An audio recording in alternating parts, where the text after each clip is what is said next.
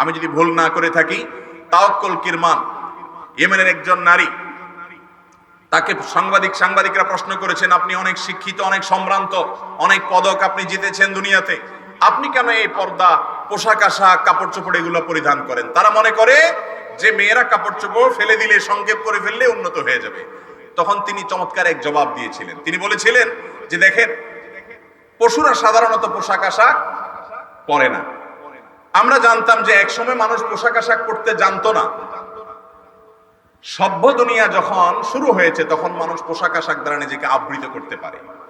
আমি এই জন্য পোশাক আশাকের ভিতরে আবৃত থাকাটাকে সভ্যতা মনে করি, ভদ্রতা মনে করি। আর পোশাক আশাককে সংক্ষিপ্ত করা, শরীর থেকে নিজে থেকে সরিয়ে ফেলাটাকে পশুত্ব মনে করি, বর্বরতা মনে করি, অসভ্যতা মনে করি, অভদ্রতা মনে করি। ঠিক না ঠিক?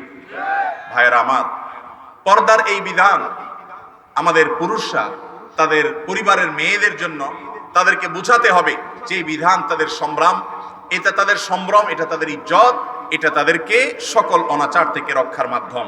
আল্লাহ তাআলা আমাদের সকলকেই ফরজ বিধান মেনে চলার তৌফিক দান করুন। আমাদের অনেক ভাইরা আছেন যারা নামাজ কালাম পড়েন, চোখের পর্দা করেন না। অনেক বোনরা আছেন অনেক দিক থেকে ভালো, কিন্তু এই আল্লাহ তাআলার দেওয়া ফরজ বিধান, পর্দার বিধানটা মেনে চলেন না। এগুলো করতে হবে। একজন নারী, তিনি কয়েকজন কিছু পুরুষের সাথে সাক্ষাৎ করতে পারবেন, দেখা দিতে পারবেন, এবং বাকিদের সামনে তার সৌন্দর্যকে তিনি ঢেকে রাখতে হবে। যাদের সাথে তার পর্দার বিধান নাই, যাদের সাথে তিনি স্বাভাবিকভাবে দেখা সাক্ষাৎ করতে পারবেন, তাদের মধ্যে একজন হলেন তার স্বামী। তার সাথে কোনো পর্দা থাকার প্রশ্নই ওঠে না।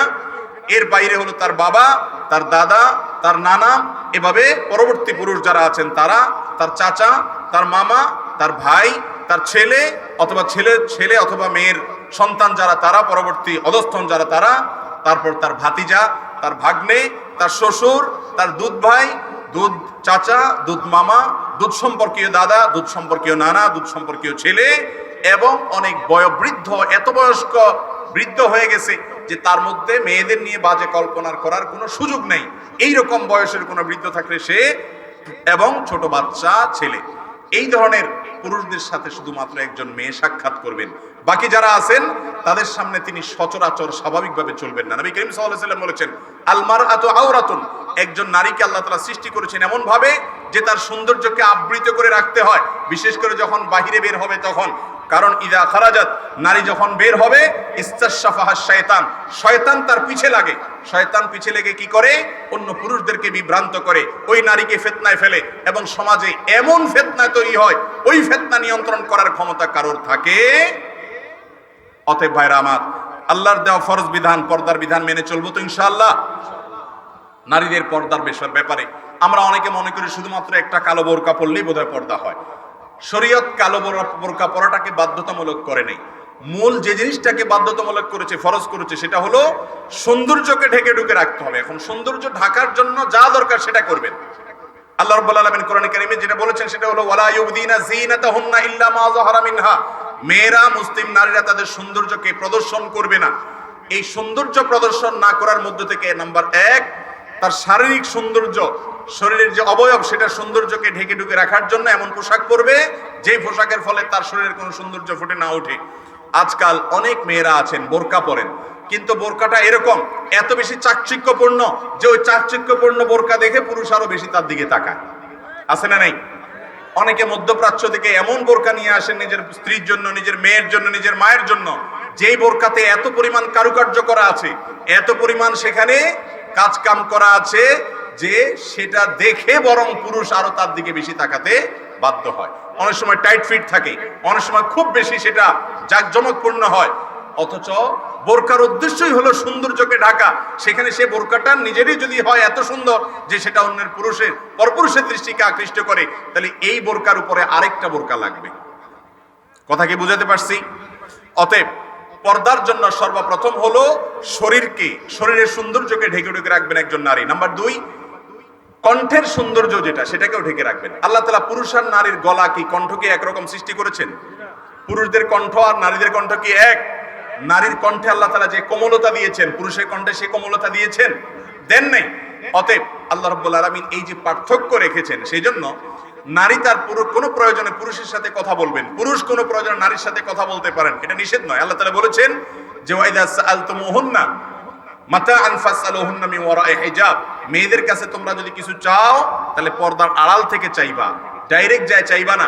এবং আল্লাহ তাআলা আরো বলেছেন যখন তারা কথা বলবে তখন তারা কণ্ঠকে কোমল করে কথা বলবে না। আজকাল আমাদের সমাজে আমি প্রায় সময় বলি, দেখবেন যে ছেলেরা বলেন আর মেয়েরা বলেন, এই ক্ষেত্রে সবাই প্রায় বেশিরভাগ মানুষের মধ্যে এই খারাপ নেচারটা আছে। সেটা হলো পুরুষরা তার বউয়ের সাথে যখন কথা বলে, বিশেষ করে বিয়ের পরে নতুন নতুন তো খুব ভালোবাসা উতরায় সবারই, উভয় পক্ষ থেকে, যার কারণে ওই টাইমটা বাদ। ধরেন 2-5 বছর পার হয়ে গেছে বিয়ের, এরপরে পুরুষরা বউয়েদের সাথে কথা বলার সময় কিভাবে কথা বলে? কর্কশ ভাষায় কথা বলে, ঠিক না বেঠিক? মনে করেন আপনি কোনো কাপড়ের দোকানদার, আপনার দোকানে মহিলা কাস্টমার আসছে, এর মধ্যে আপনার বউ ফোন দিছে। ফোনটা ধরে প্রথম কি বলে? বলে যে তুমি সময় অসময় বুঝো না, কি জন্য ফোন দিছে, দরকার কিছু বলবা, আমার কাস্টমার আছে রাখি। এরপর মোবাইলটা রাখি, ওই সামনে থাকা পরনারী, যে মহিলার সাথে পর্দা করা ফরজ, যার সাথে কোমল কণ্ঠে কথা বলা ঠিক না, জায়েজই না, তার সামনে এবার বলবে আপা সরি, কিছু ফোনে ডিস্টার্ব করে ফেলছে, আপা কি লাগবে বলেন, এই চেয়ারটা দাও, আপারে বসাও, পানি দাও। এরকম কোমল কথা বলে কি বলে না? আবার একইভাবে ওই মহিলাকে দেখবেন যখন স্বামী আসছে বা স্বামী ফোন দিছে, তো একইভাবে হয়তো বেশিরভাগ মানুষ এরকম, সবাই যেরকম তা না, দেখবেন যে ফোন ধরার পরে স্বামীকে একটা ঝাড়ি দিয়া বলবে যে তোমার বাইরে কোনো কাজ কাম নাই, আমি ঘরে বেকার বসে থাকি, একটু পর পর ফোন, একটু পর পর ফোন। একসাথে বললে কি হয়তো এতবার ফোন দিচ্ছ, একটা ঝাড়ি লয় কি লয় না? আবার যদি কোনো অপরিচিত নাম্বার থেকে ফোন আসে, ভাবি অথবা আপা আমি অমুককে চাই বা কোনো কথা বলছে, তখন কিন্তু কথা বলার সময় পুরা ইস্তেরি করা কথা বলে, ঠিক না বেঠিক? তখন কথাটা থাকে কি করা কথা? ইস্তেরি করা কথা। জামা যেরকম ইস্তেরি করা ফিটফাট, কথা থাকে কিরকম? জি ভাই, জি জি, আপনার ভাই তো বাড়িতে নাই, ঠিক আছে আমি আসলে বলবো, ওকে ঠিক আছে। তখন এমন ভাবে কথা বলেন উনি, মনে হচ্ছে যে ওনার কথা বলার সৌন্দর্যের যত উপায় তার কাছে আছে সবগুলো প্রয়োগ করে তিনি কথা বলছেন। এই চরিত্র নেচার আমাদের মধ্যে আছে না নাই? অথচ ইসলাম বলেছে স্বামী স্ত্রী একে অন্যের সাথে যত ভালোবাসা আছে সব নিবেদন করবে, অন্য জায়গায় না, অজায়গায় না, অজায়গায় করা যাবে না। পরপুরুষের সাথে কথা বলার সময় কোমল কণ্ঠে কথা বলবেন, আল্লাহ নিষেধ করেছেন কোরআনে সরাসরি। কোরআনে কোনো খুচরা কথা নাই, পাইকারি কথা আছে। আল্লাহ জানেন এই কোমল কথা থেকে অনেক দূর নিচে নেমে যাবে, অনেক নোংরামি হতে পারে, অনেক অ্যাক্সিডেন্ট হতে পারে। সমাজে হয় কি হয় না? এক ফোন কল থেকে নিয়ে হাত ধরে চলে যাওয়া সংসার ছেড়ে বাচ্চা কাচ্চা ফেলে রেখে, আছে না নাই? ঠিক একইভাবে পুরুষ এক ফোন কলের মাধ্যমে কাস্টমারের সাথে সামান্য কথার মাধ্যমে, কোমল কথার মাধ্যমে সম্পর্ক হয়ে ভালো লাগা, এরপর থেকে 3-4 ছেলে মেয়ের বাপ, ওইটা রেখে সে ওই মহিলার পিছনে ঘুরে, আছে না নাই? এই সবগুলোর একমাত্র কারণ হলো শরীয়ত পর্দার যে নীতিমালা দিয়েছে সেটা আমরা মানছি না। এটা যদি না মানি আমাদের বাহ্যিক অনেক উন্নতি হবে, টাকা পয়সা হবে, ঘর বাড়ি হবে, অনেক কিছু হবে, শান্তি নামক জিনিসটা কখনো হবে। আমি একটা কথা প্রায় সব সময় সব জায়গায় বলার চেষ্টা করি এই বিষয়ে আলোচনা আসলে, সেটা হলো যারা মুরব্বী আছেন, চাচারা আছেন আমাদের এখানে, বাপের বয়সী, চাচার বয়সী যারা আছেন, দাদার বয়সী যারা আছেন, আমরা যুবকরা সবাই এই ব্যাপারে দ্বিমত করার কোনো সুযোগ নাই। আমরা একমত যে আমরা আজকাল সবাই দাম্পত্য জীবনে বউয়ের সাথে আমরা যতটা সুখে আছি, আমাদের বাপ চাচারা দাদারা আমাদের চাইতে বেশি সুখে ছিলেন, আছেন। প্রমাণ নিতে চান? আপনি দেখেন ভালোবাসার যত উপায় আছে, এই সবগুলো আপনার হাতের কাছে আছে। বউকে শাড়ি একটা জায়গায় 10টা দেওয়ার ক্ষমতাও আজকাল বেশিরভাগ মানুষের। আর ওই বাপ চাচারে জিজ্ঞাসা করেন, সারা বছরে একটা শাড়ি দিতে খবর হয়ে গেছে। আপনি বউয়ের সাথে 24 ঘন্টা মানে ঘুমেও পারলে কানেক্টেড থাকেন, এমন একটা অবস্থা।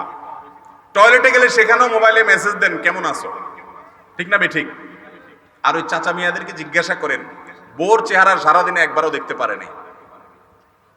ক্ষেত খামারে অথবা বাজারে দোকানে কাজ করে আসছে, অফিস আদালত থেকে আসছে, বাড়িতে এসে বউর সাথে একটু কথা বলবে একান্তে, লজ্জার কারণে পারে নাই, মা বাপ আছে, বড় ভাই আছে, অন্যরা আছে, শর্মে একটু বউর সাথে কথাও বলতে পারে নাই। ওই রাত্রে একটু দেখা হয়েছে তো হয়েছে, না হয়েছে নাই, ঠিক না বেঠিক? কাপড় চোপড় কিনে দেওয়ার তো প্রশ্নই ওঠে না। আর এখন আপনি যে পরিমাণ বাদাম বুট খাওয়াইতেছেন আপনার বউরে, যে পরিমাণ চটপটি খাওয়াইতেছেন, চাচা ওই টাকা পাইলে বউকে একটা শাড়িও কিনে দেওয়ার মতো অবস্থা তখন ছিল না, ঠিক না বে ঠিক? কিন্তু এখন আমাদের যুবকরা এত ভালোবাসাবাসি, হ্যাঁ, ফেসবুকে মেসেঞ্জারে বউয়ের সাথে এত চ্যাট, এত মেসেজ, এত ফোনে এত কথা, এত সাক্ষাৎ, বিয়ের আগে থেকে অবৈধ সম্পর্ক, পরেও এত কিছুর পরেও এত আদান প্রদান, চাচিরা এত সাজগোজ করার মতো কিছু খুঁজেই পাই নাই, কিছুই খুঁজে পাই নাই, কোন রকম আলতা লিপস্টিকও পাই নাই।